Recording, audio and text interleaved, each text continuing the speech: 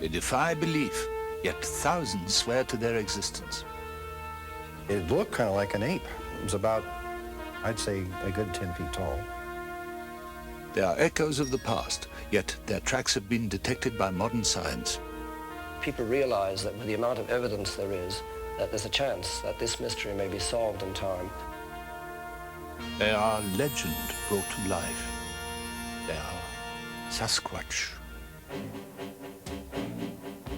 Beyond what is known lies an unexplored world of shadows and phantoms.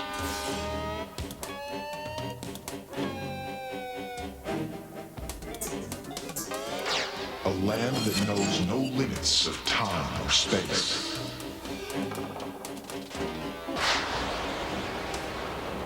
From the dawn of discovery to the nightfall of catastrophe.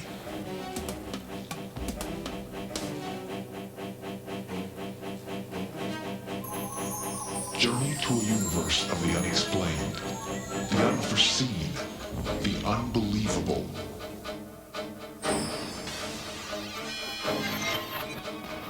A place where myth and legend are law, superstition a science. A place beyond reality, where no question will go unanswered. Travel to a world of secrets and mysteries.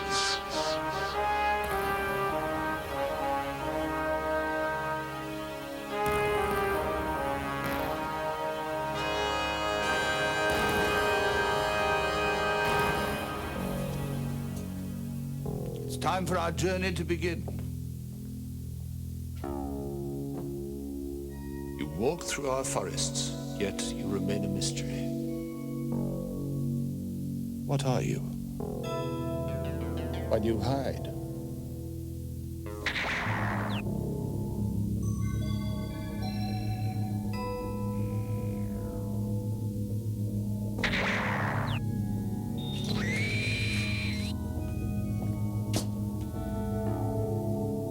In the land we call wilderness, there lives a creature that has become one with legend. At the moment, it's about to have an unpleasant encounter with the self-styled masters of the wilderness, man.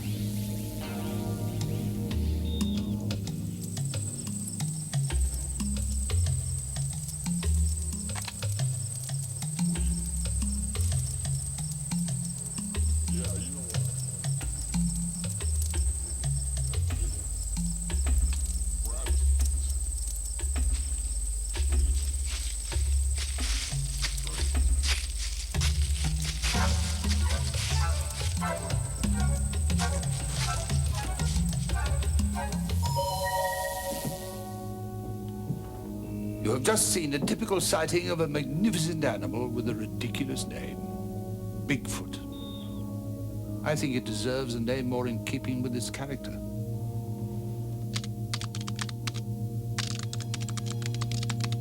Sasquatch. Since the early 1800s, the creature has been reported all across North America. But it has also been seen all across the world.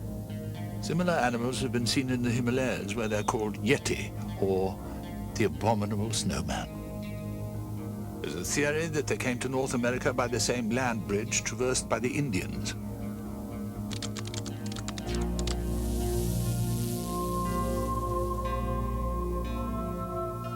This land is called the Pacific Northwest. A man or an entire town could easily be absorbed into this expansive wilderness. This single forest covers a huge area, and even today, maps are incomplete. Here, time not only stands still, it doesn't exist. And here is where Sasquatch makes its home. Well, I'd loaded 2 loads of logs out that morning, and I looked out towards the timber, and I saw this movement. And I stood and watched, and from around behind a big tree, there was a black deal looking at me, and it had a peaked, pointed head. As I recall, I brightened my headlights to get a better view of it, and I started slowing down. I started to hit the brakes.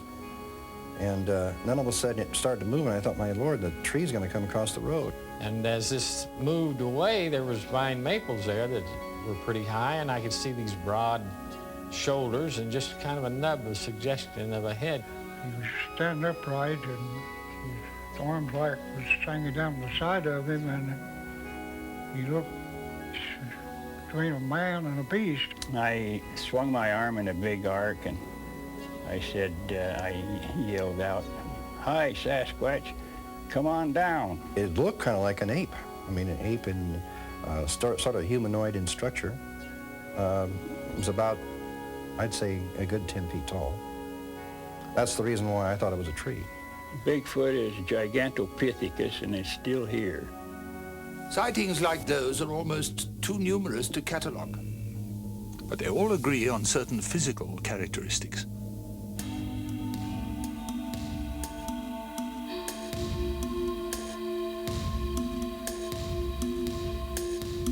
Standing between 5 and 8 feet tall, Sasquatch weighs between 500 and 800 pounds. Covered in brown, red, or black fur, it is apparently a vegetarian, although occasionally the creature varies its diet by eating small woodland animals. By all reports, it is shy, gentle, and avoids contact with humans at all costs. And it has other unusual characteristics. Several people who have been close to a Bigfoot have reported this tremendous odor. I might mention something else, and that is sounds. The only sounds that we've been able to pick up out of all these reports that seem to be real are very powerful whistling noises. And I talked with an anthropologist once, and it was determined that one of the most penetrating sounds in dense forest is a whistle. It's the sound which will carry furthest. And so, although this is a very large creature, and it might seem a little ridiculous to think of it whistling, it could be a form of communication. This is the mark of Sasquatch, taken from a set of tracks that covered a 5-mile stretch of dense forest. The depth of each print indicates that whatever made it weighed 800 pounds. 800 pounds. And there's other, more dramatic evidence. On a hot afternoon in October, Roger Patterson and a friend were riding through some woods in northern California. Suddenly their horses shied. They looked ahead and saw something squatting by the creek. As the creature ambled away, Patterson took this film that has been analyzed, debated, and contested ever since.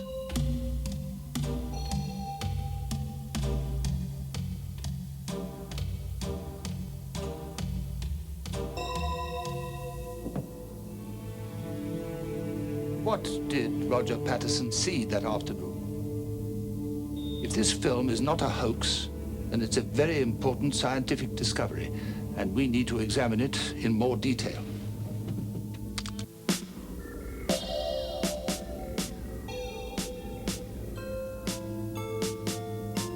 What was it that Roger Patterson photographed that October afternoon?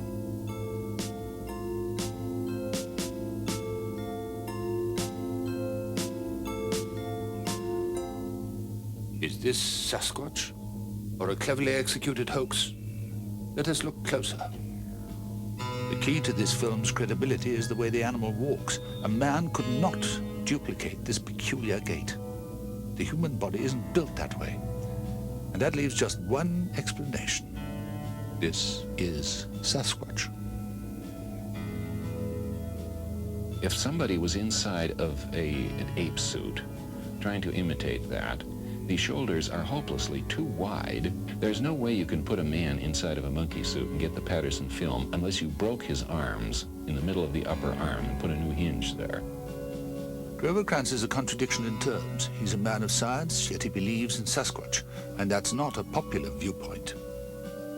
I don't really blame the scientific community, since they have so many silly things to dispose of, for being dubious of the Sasquatch. I think, however, rather than denying the Sasquatch, they ought to simply say they don't know. There is obviously a scientific debate. and also a human dimension to this search, a personal element that has become a way of life to a man called Peter Byrne. My interest in Bigfoot grew out of original interest and work on the Yeti, or abominable snowman of the Himalaya. I think the main reason why people are interested in the Bigfoot mystery is because it's one of the last great mysteries of this diminishing world of ours. We have the Loch Ness monsters, we have flying saucers, if you like, a few things like that, and we have Bigfoot.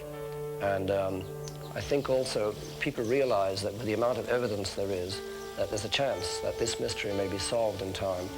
But when you think of it, when you think of the possibility of a prehistoric man living in the forest of the Pacific Northwest, there's a tremendous amount of attraction in that. It arouses enormous curiosity in people. They want to know who or what the thing is, and I think that's where the interest lies.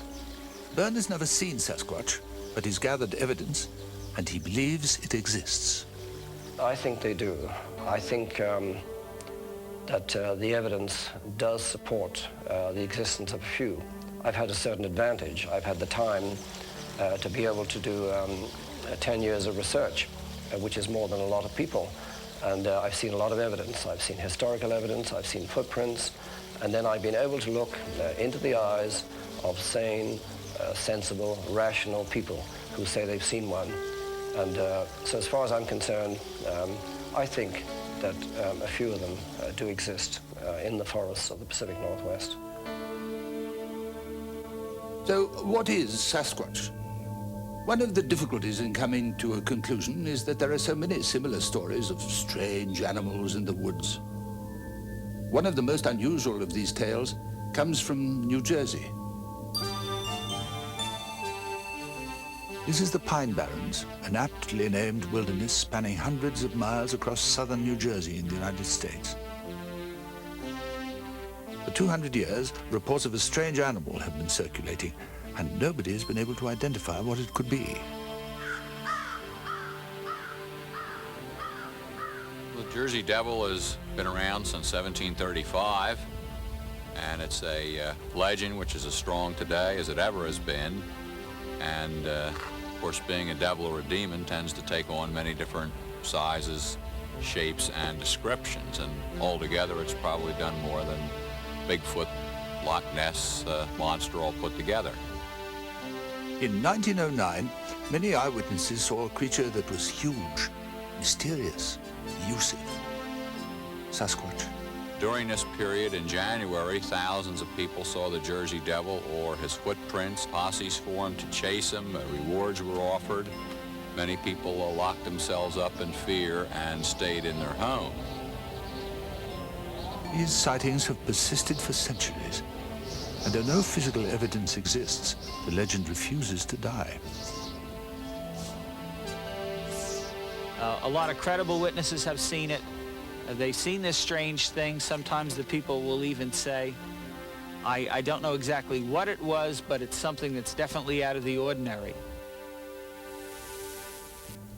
Sightings and second-hand reports of Sasquatch can only take us so far. We must look at the world through his eyes.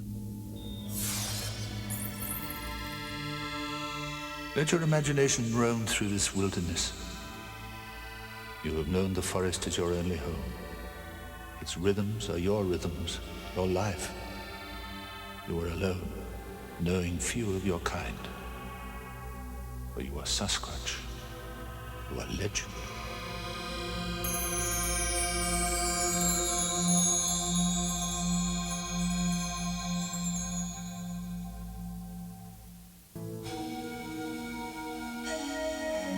You and your kind have lived here forever.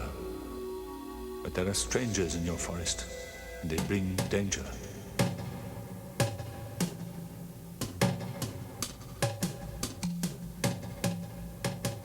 You've tried to hide, but you can only hide so long. Time is running out. The forest grows smaller every day. And you're weary.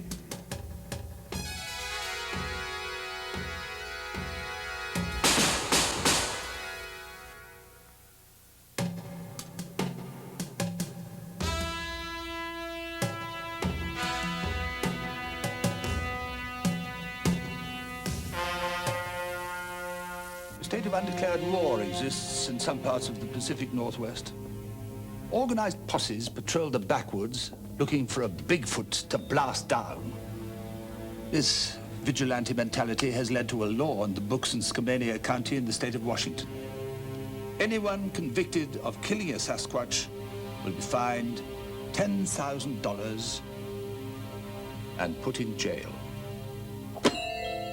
The only way that we can establish the existence of the Sasquatch positively is to produce a body, all or a significant part of one.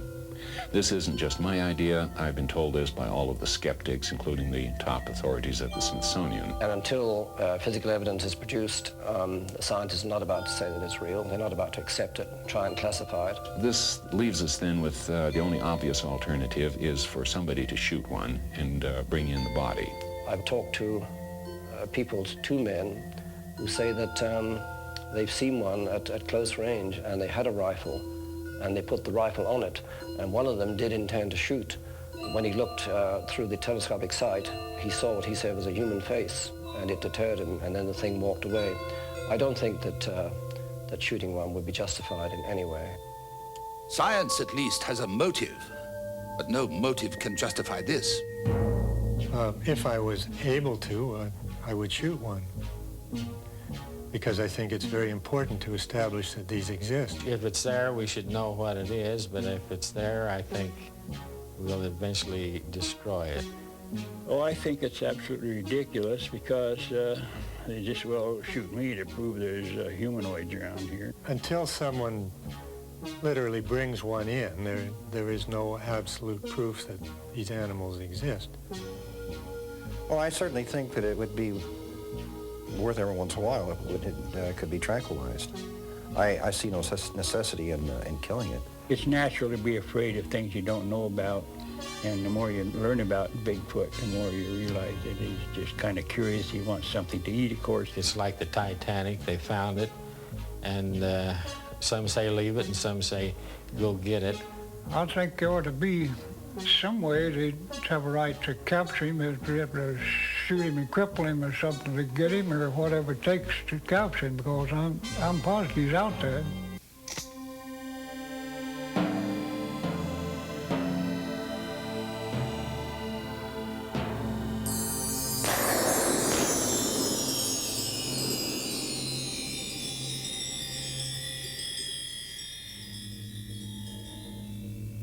This tragedy has not occurred yet.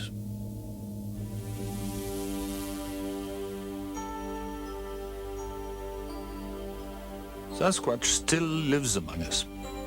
But for how long? Man has a lamentable record for showing compassion for that which he fears. And he fears Sasquatch. In our records and in our research, we never saw any sign of aggression of any kind, any sign of danger. And I think that if the number of incidents that we were able to record are all true, here we had a large primate that was in the vicinity of camps that had children and young people, and if these things were vicious, if they were antagonistic, I think by now there'd be some record. To the best of my knowledge, the Sasquatch is not dangerous to humans. There have been a number of accounts of them taking some threatening activity towards humans, but most of these threatening stories usually have something wrong with them in some other aspect of the story. No, if they're here, they've always been here, and they've always been here in good numbers. And of course, every year we hear of a certain number of people being killed by bears. We never hear of anyone being killed by Sasquatch. What will happen now? Life or death? The choice is entirely ours, and the forest stands still, waiting in silence for our decision.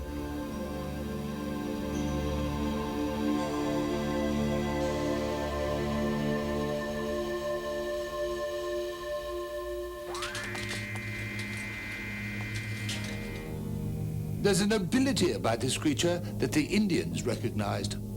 They turned Sasquatch into legend, into a god of sorts. We too should celebrate the existence of a living wonder like Sasquatch, not drive it deeper into isolation.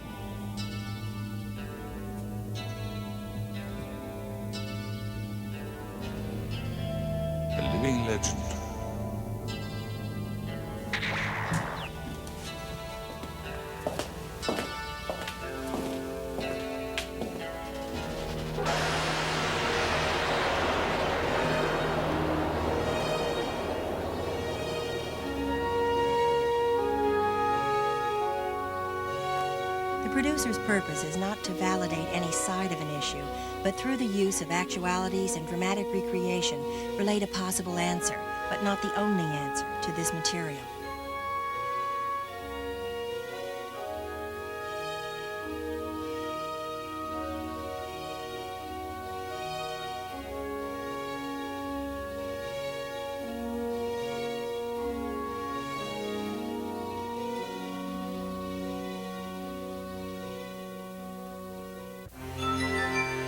They have been feared, burned, and mostly misunderstood.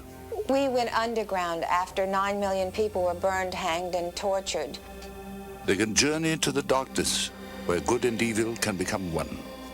It's often been said that the gods of the old become the devils of the new. In actual fact, witches don't even believe in the devil, let alone worship him. They were born in an age when magic was a religion, and they live among us today. They are witches.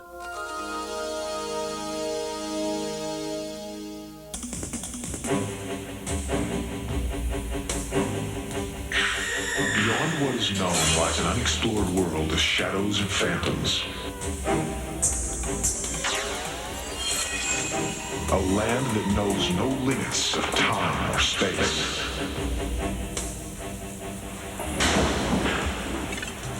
From the dawn of discovery to the nightfall of catastrophe. Journey to a universe of the unexplained, the unforeseen, the unbelievable. A place beyond reality where no question will go unanswered. A place where myth and legend are law, superstition a science.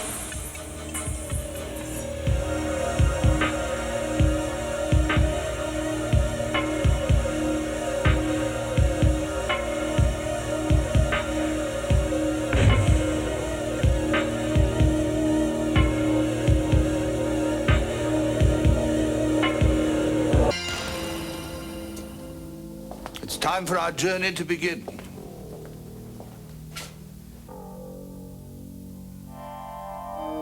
You stand at the crossroads between superstition and reality. You are witches.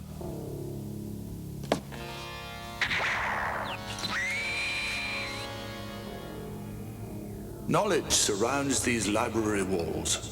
And with these instruments, that knowledge can be ours.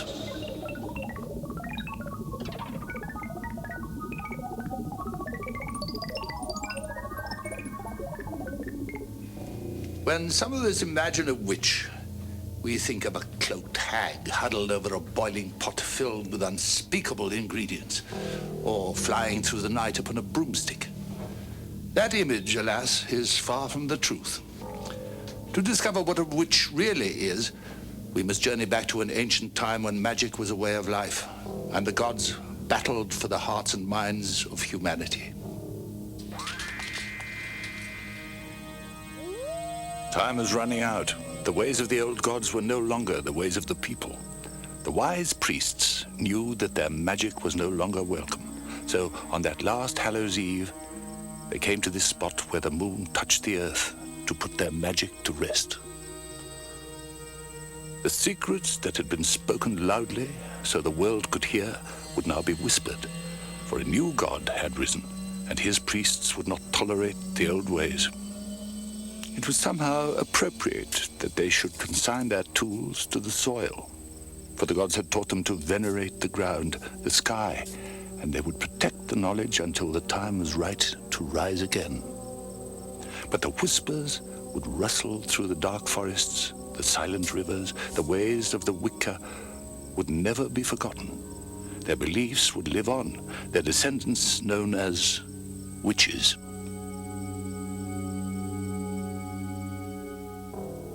Do what thou wilt, and let it hurt none.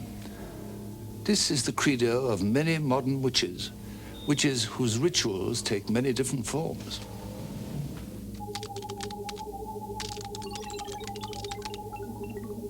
There are four basic kinds of witches: hereditary, traditional, Gardnerian, and Alexandrian. Hereditary witches have kept the traditions of magic alive through their families for thousands of years, quietly behind closed doors. Traditional witches pay close attention to preserving historical rituals from Europe, though they can be found the world over. Gardnerian witches take their name from the studies of Gerald Gardner, an English witch and author who died in 1964. Another personality-driven cult is the Alexandrian, named for a modern English witch who emphasized ceremony and codified ritual.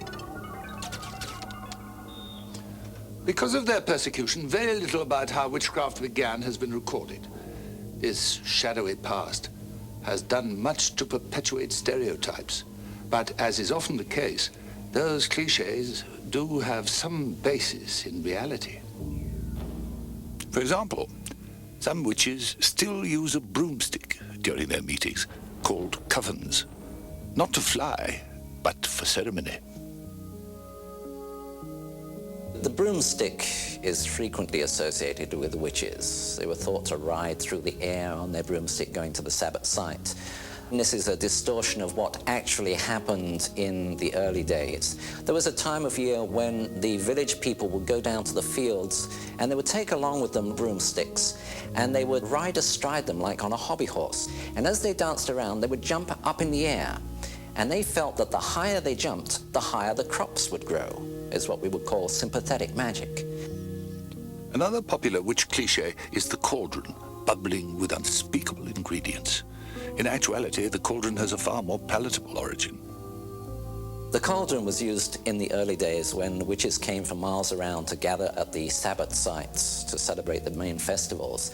And they would bring with them the food that they wanted to eat, having traveled some distance. And they would cook it in a big cauldron over a fire set up before getting down to the religious side of things.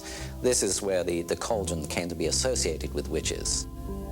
The misconceptions surrounding witchcraft are legion, and modern-day witches are attempting to set the record straight. The most upsetting misconceptions are that witches are Satanists and that we worship Satan or the devil. And witches don't have any Satan or any devils or demons in their belief structure. People assume that witches are going to do something bad or wrong or hurt them. I have no desire to hurt anybody. That's not part of my life. Our motto is, as it harm none, do as ye will. Witches don't believe in harming any living thing. Witches look like everybody else looks. They're human beings. They're going to have your general yuppie look, your Gucci skirt, your fashion plate, your dungarees. Often, many witches who work in the bank will wear black most of the time, and no one really knows the difference because right now it's very fashionable. Within witchcraft, there are no 10 commandments, there's no catechism or anything like that. There's just one law, and that law is, and it harm none, do what thou wilt. This basically means that you can do anything you like so long as you harm no one else. And this is really the only law that we find that we need.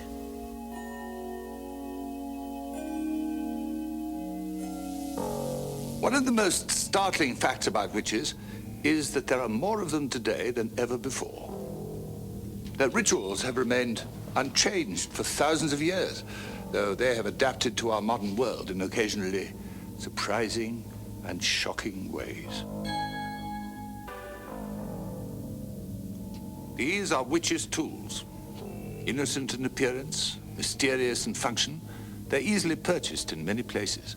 They only become powerful when used as ritualistic tools to summon and control powers beyond our wildest dreams or nightmares. Hail, Aradia, goddess of the east, powers of air. We invoke you and call upon you. By the breath that is her spirit, send forth your light.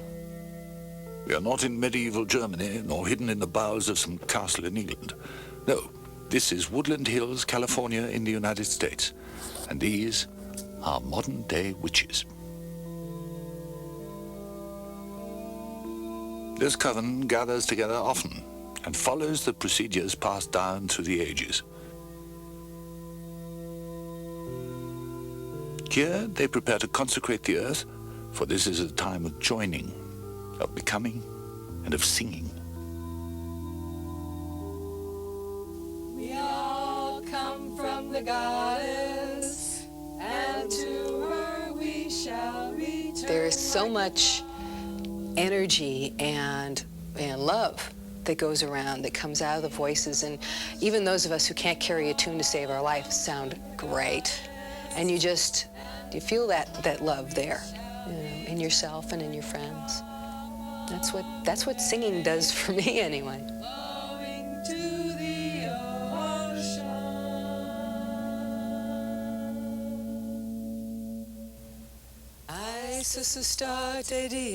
These arcane ceremonies can take on many different forms, but they all share one thing in common: symbolic magic achieved by archaic ritual empowered by modern-day belief.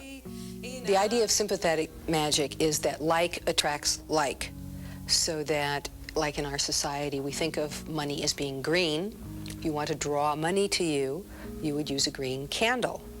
Or you'd make up a little herbal amulet of herbs that are associated with the monetary planets like Jupiter or something like that. And you'd put those herbs together and sew them up into a green sack that you would carry with you, and that kind of thing. Some modern-day witches argue that ritual needs to adapt to the times, to take on a more contemporary guise. But as in anything, tradition is hard to cast aside. And to some people, the rewards are worth the risks of ridicule. It's something that brings out the best in me. It's really hard to describe how I feel in circle and how I feel afterwards. It's kind of like runner's high, really. Feel it flowing around through the hands joined together. The old ways die hard. Some of the symbols and ceremonies associated with witchcraft have survived virtually unchanged for thousands of years, dating back to an age when magic was a science.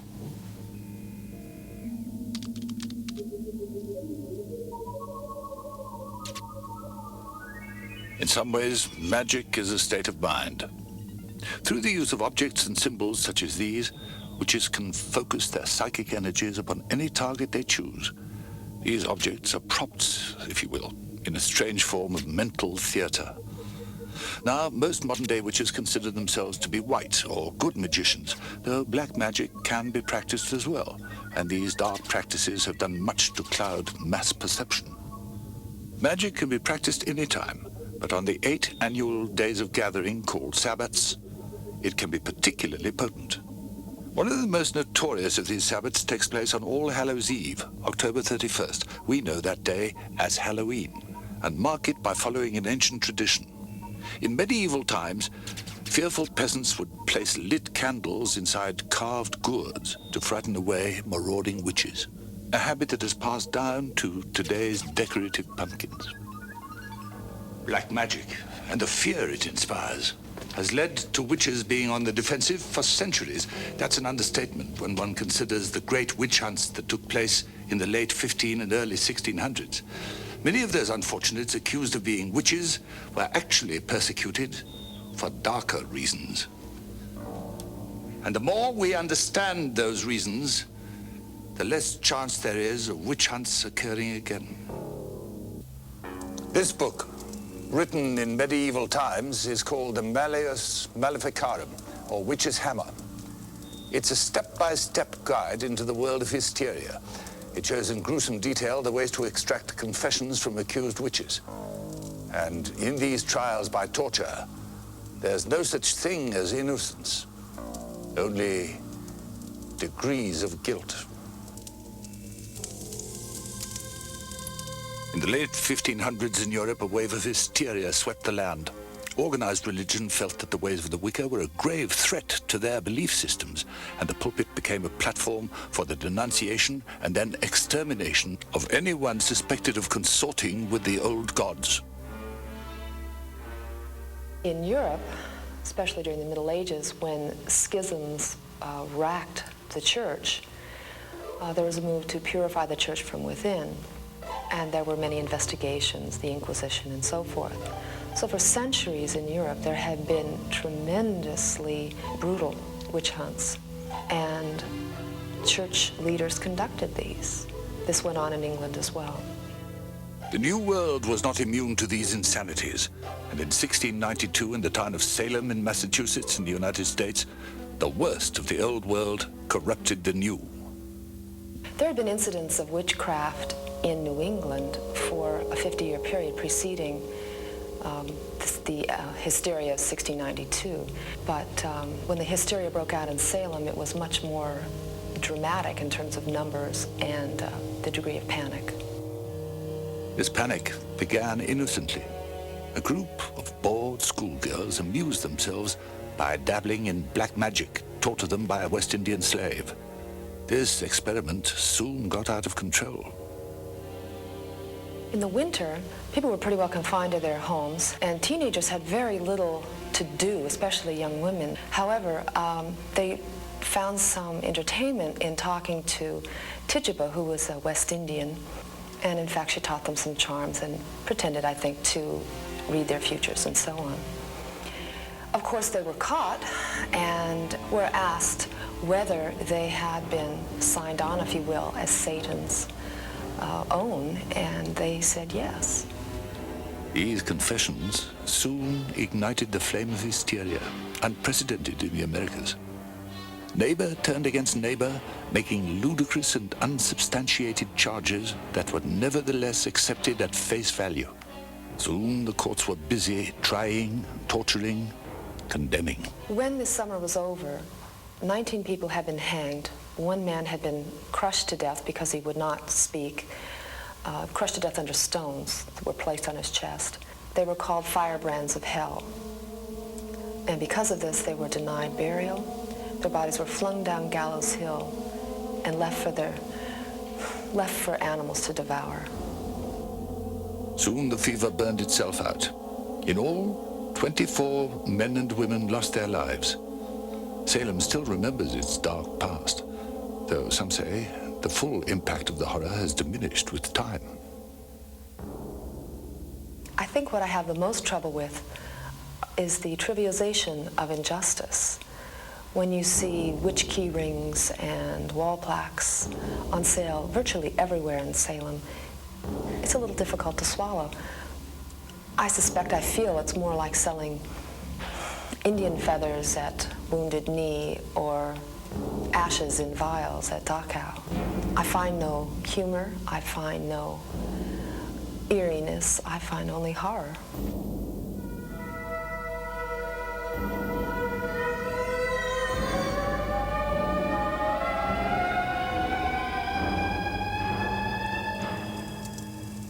Today, witchcraft arouses interest and some suppressed fear, but it is hardly viewed as a direct threat to anyone. Its converts feel that rather than a threat, it's a powerful force for good, literally changing the world for the better. There was a time when magic was taken for granted, its power accepted in much the same way as we accept electricity. The world has grown more complex since those innocent times, and today, man is detached from the mystic world, viewing it as an object of ridicule, even entertainment. I think there will always be places where witches are not accepted, and I would hope that the places in which witches are accepted would become larger. Witchcraft, although it's what might be thought of as an ancient religion, is actually very relevant to the present. It ties in very much with the ecological movement, with the women's rights movement, and because of this, it's become very, very popular. We are people, we are families, we are men and women and children. The misconceptions go on and on and on, and of course we take responsibility for that. And that's what we are trying to do now, help people to understand us so that we are not the disposal for the ills of the earth. Because if they're looking for evil in us, they're looking in the wrong place.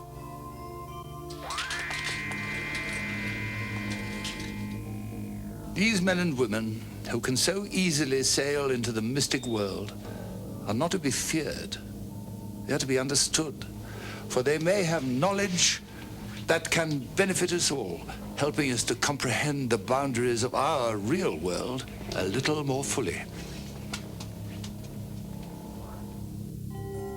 The ancient ways live on. Your gods still exist as long as you believe.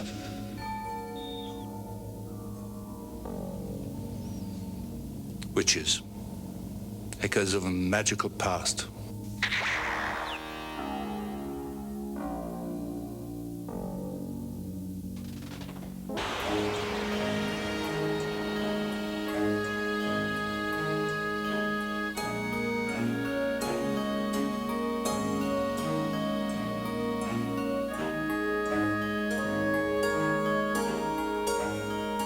Secrets and Mysteries presents information based in part on theories and opinions, some of which are controversial. The producer's purpose is not to validate any side of an issue, but through the use of actualities and dramatic recreation, relate a possible answer, but not the only answer, to this material.